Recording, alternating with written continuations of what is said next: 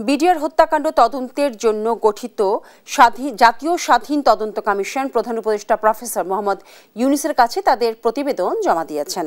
রোববার কমিশনের প্রধান অবসরপ্রাপ্ত মেজর জেনারেল আ.ল.ম ফজলুর রহমান এবং অন্যান্য সদস্যরা রাষ্ট্রীয় অতিথি ভবন যমুনায় প্রধান উপদেষ্টার কাছে প্রতিবেদন জমা দেন। এ সময় প্রধান উপদেষ্টা বলেন, ইতিহাসের এই ভয়াবহতম ঘটনা নিয়ে জাতির অনেক প্রশ্ন ছিল। এই কাজের মধ্য দিয়ে সেসব প্রশ্নের অবসান ঘটবে।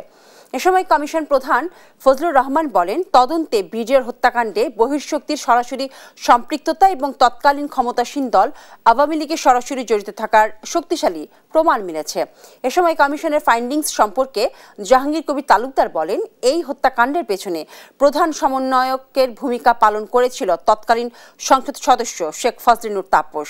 এর দায় তৎকালীন সরকার প্রধান থেকে শুরু করে সেনাপ্রধানেরও।